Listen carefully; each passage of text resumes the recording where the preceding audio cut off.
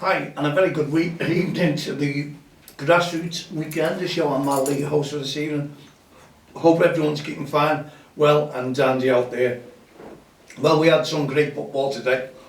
I went prepared to the NL JFL League with my coat for rain because I was reading the forecast and listening to the forecast, and I asked Alexa what the weather was going to be like, and it's going to be showers most of the day. Well, we had a 9 o'clock kick-off. Excuse me, because I've just eaten a sweet and my mouth's full of nuts. It was a Snicker. Anyway, enough of that. Yeah, it did rain and it was pretty warm out there, so I took my coat off, and as you can see, I was displaying the Respect awareness t-shirt for, well, not the new one at the moment, for our awareness, which is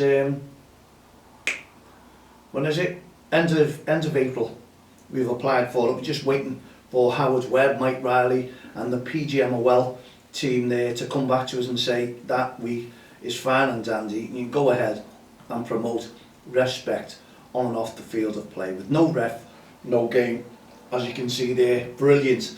We're looking forward to it, and we just hope that all of grassroots football can jump on board and make it a game changer. Yes, support no ref, no game.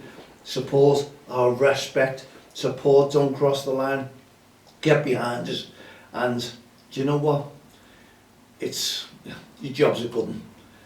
When you go to grassroots football, always remember the referees are key to the game. We need them. We don't need referees walking away from the game. We need to keep banging the drum. We keep banging the drum to make sure that the referees stay within the game. Now, we're not saying that the managers, the coaches are not important either. We need you. We need you. Really, really good coaches and managers. We need you on the sidelines. We need you to conduct good behaviour on and off the field of play. We need the parents to get behind the work of the teams, the work that the volunteers, the coaches, the managers are putting into grassroots football. We really, really do. That way, we can really call it a football family. Now, you may have heard me, I've been talking about this for a while, and I keep putting posts out, the football family, get behind this, get behind that. And when you look on social media and when you're going out to grassroots football and you start really taking it all in, and you start running your team again, you can hear and pick up a lot more comments coming from coaches, managers, even players on and off the field of play. You can hear and you pick up a little bit more. I'm not saying that I didn't do that anyway when I was walking around with Don't Cross the Line. But now you stood there and you're in one spot. You really, really do now. And you hear up the stories because managers take it under their wing, don't they, all the coaches, and we're all talking, saying, well, he's back in the game. Fantastic, what we're all doing now. But you know, around grassroots football now, since 2003, since we've been bringing people together, I'm finding a lot of jealousy throughout grassroots football, as if we all didn't know. Managers competing, different things that's going on committees, running leagues, having a go at coaches who are not adhering to their rules and regulations, and you've just got to put up with some things as well. Now, we are promoting good behaviour towards referees, and we you know, in grassroots football, what we basically say, no referee, no game, which I've just said. And we hammer the coaches, we hammer the parents, we make sure that they're listening to this because it really does have to get through. And someone made a comment the other day to me when I put a post up, 20th anniversary for us, and they're saying 20 years and nothing's changed. I don't think that was a dig at us because it was in conversation, but what it was a dig towards the county FA that this referee was under, They done no favours for him, according to his post. I won't go into the details of the county FA, won't go into the details of the referee, but anyone who read the post on my timeline would know and hear about it. Now, because nothing was done and nothing, his request to do something else within the county FA, it was rejected. Nothing is changing, and he was verbally abused, water thrown over him, spat at, you know, and he's made me aware of that, and it came out on the post. And unfortunately, you know, I can't comment, I really can't comment on this particular case, what was going on, and I know that the referee had stepped down from his games. Now, if stepping down from the games means, yeah, because of the injustice he's received, according to him, the alleged, because it was only on my post, so I can't, as I say, comment on what the local county FA did or didn't do towards this ex-referee. But as I say, you only have to look at Done Cross the Line, the people we've brought on board, the people who are supporting us, the governing bodies who are taking us under their wing and supporting everything that we're doing. Now, come on, there has been a lot of change. There's organisations, we just said grassroots football family, organisations who are doing their own thing and not working together. We call it the football family, people coming together, but it's splitting up. You know, that inner circle has gone now. There's no football family looking at what I'm seeing in grassroots football. We need to make it a football family. We need to work together. We need to put team effort in. And people are just individualising what they're doing. Now, we go back from 20 years ago, 2003, and we really have been making a difference. We made awareness to the PFA, the PGMOL, all football's governing bodies, the FA, the Premier League. They all got behind us because no one was doing anything. Now, there's a lot of organisations individually claiming that everything that they do, it's all about, they made a massive difference. You need to work together, you need to come together and make a difference together. And that's all we've been trying to do, bringing people together since 2003. We've only done our own thing. And if you look at every organisation out there, they have done their own thing, literally. But on the back of us, now I'm not having a go at anyone, because to me, if you can keep referees in games, if you can keep kids playing, keep kids happy, committees happy, managers, coaches, and even parents happy, rather than slate them, rather than come up with these sometimes ready-made up stories. I don't know where these come from in grassroots football, because we're out week in, week out. We talk to the parents, talk to the managers, talk to the coaches, talk to the committee members, talk to the kids themselves to see what they want. And we don't come across some of these stories that, I'm not, you know, allegedly are they fabricated? I don't know. Are they genuine? Because they're always anonymous. Why are they anonymous all the time? Why? Please tell me why these comments are all anonymous. Why aren't they facts when you're reading them? I just don't know. I just don't know. I think everyone knows where I'm coming from and getting my points, but at the end of the day, we need to bring in a football family. We need to bring people together. We are still doing that, and we are achieving a lot, believe me. No organisation in this country other than ourselves have football's governing body on, and even the PGMOL and football clubs and Premier League themselves doing the work and supporting the work that we're doing. No organisation in the country, should I say. And all we wanted to do was work together with everyone. We don't want to single out anyone. We don't want to be different than anyone. Well, we are different than anyone because we come up with great ideas. We protect our brands. We are a branded organisation, a CIC, community interest company, not a business making money, not a business making profit. We are a volunteer organisation in grassroots football. So if you look around, everything that we do is voluntary. everything we do is putting it back into grassroots football. We try and bring guests in, we try and bring kids together, referees together, to let them know their opinions, the stories of what we do. That's all we try and do, and we're a not-for-profit organisation. And you can see the support that we gain, and as I say, our Respect, the DXTL Awareness, National Awareness Campaign for Respect takes place in April. Once it's confirmed, then we go ahead and bang the drum all over. Now, some of these organisations won't bother supporting us. Please tell me why, if we're all singing off the same song sheet and want to keep our referees within the game, want to keep the kids playing and smiling, want to keep the parents at bay, irate parents this is, and want to bring forward together the parents who really matter, the parents, the role models for our children who respect and respect all our referees and each other on and off the field of play. That is what we're trying to do, that's what we're trying to achieve.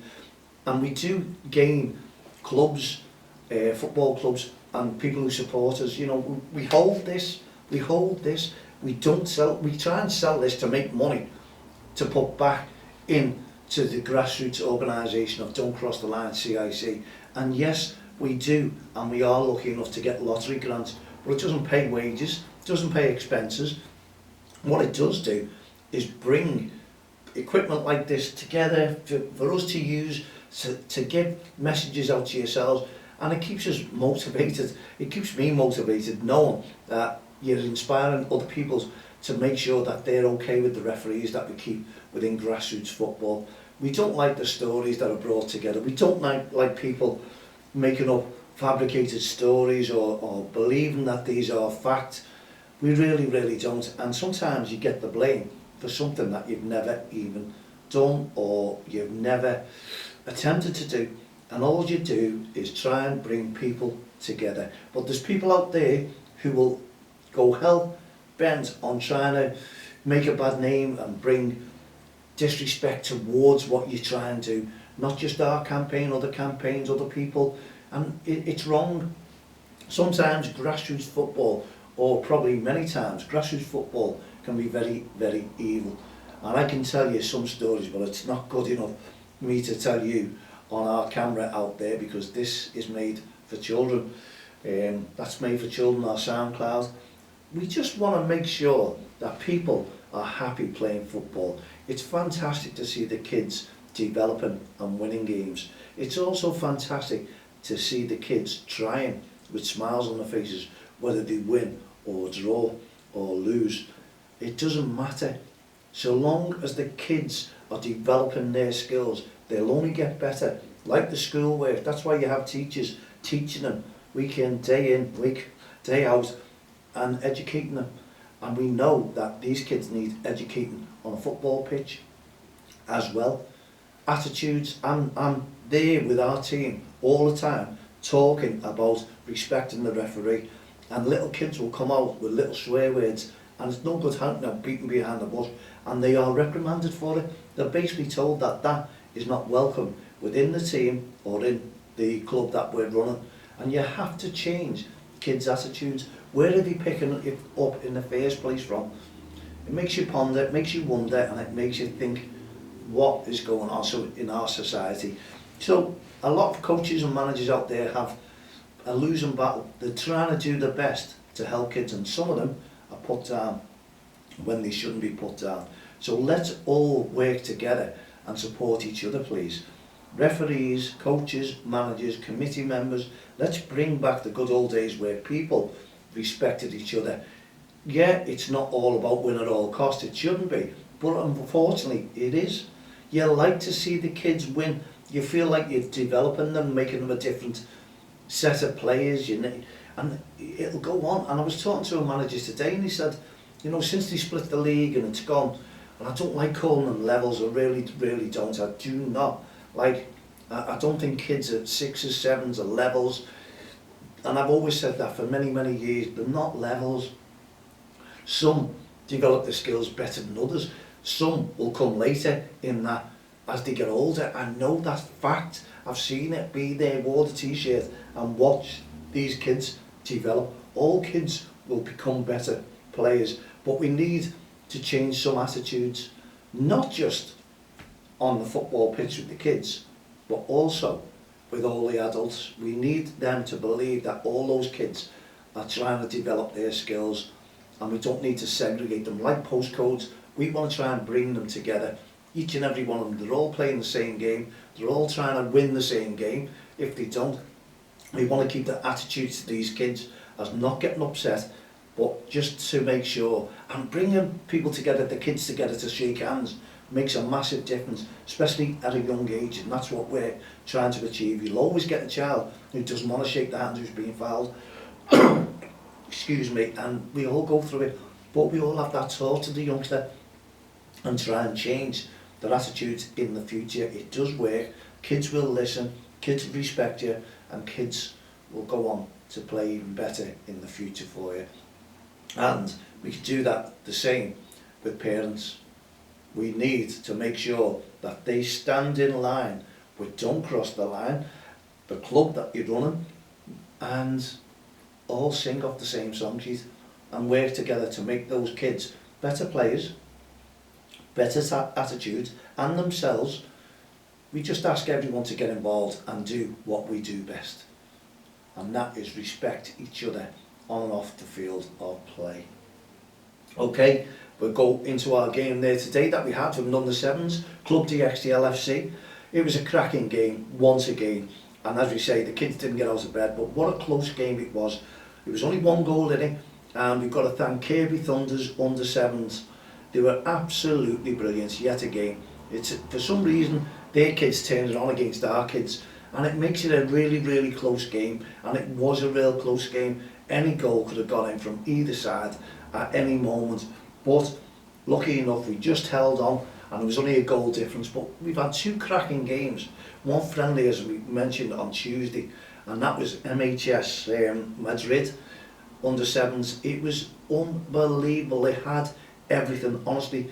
It was a tremendous game for under sevens. We even had fellas who were playing close to us on the 5-a-side pitches or 11-a-side pitches, and they were taking the time, stopping for the throw-in, watching the kids play. They were fascinated the way the game was flowing and the way it was end-to-end and the tackles going in and the sportsmanship and the friendliness at the end with the parents, without the parents. It was a fantastic game.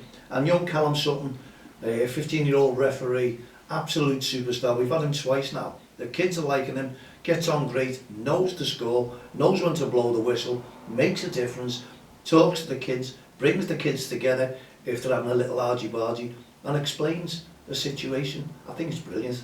I really, really do. And he's going to go a long way. Watch for the name, because he's interested in doing bigger leagues, and you know what?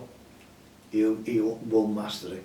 Classic. And there's one or two of those referees that we could talk about, and I'm hoping to try and bring Callum in one day and have a little chat to him, and what his goals are, what his achievements want to be. It'd be nice for you referees, any up and coming referees, like two of our young commentators who are going into refereeing on the 14th birthday. Jaden's just waiting now, he should be going in for this, but they want to do it together. So I've got to go down and talk to the county FA, bring them together and get them on the courses, and I think it will be an achievement for the likes of us with our young commentators, two young ambassador referees going into the big time, make themselves a few bob, and the mum and dads have promised to get them and help them achieve this, because they know it's what they want to do, and we're 100% behind them. So we'll get us some young referees coming in to here and having a chat and really talking about what they want to achieve, what their goal is. And we had a cracking game, as we say today, and there was some cracking games because you're based and you see like 4 or 5 teams and the results are very close, and we're in the Champions League section, and then there's a Europa League section, and as I said, the manager I was talking to earlier on, they were losing, now they're drawing, they're gaining points, and it's great to hear. See what I'm saying, leagues will sort these out and bring teams together, they'll close them down, and the better teams should say, or who are winning the games against them, the teams will give them confidence. Those results give them confidence and brings them up, not to another level. No, you can't say kids that age are on a different planet. And I loved a comment the other day from one of my old friends there, Paul Curtin, from Grassroots Football. And I had to honestly share it that the kids are still playing with cranes at under 6s and under 7s. They don't know that much about levels. They're just playing football and listening to the coaches, and they still believe in Father Christmas. And I do think, what a quote that is. I think it's fantastic, and I think we all should take note of that and remember when we go on the touchlines and watch our children play. I'm not going to have a snicker before I come on the show anymore, I assure you. Anyway, there we go. We come to the end of the show. Thank you very, very much indeed for taking part in it. And I hope I've hit some points there, and I hope you know where I'm coming from.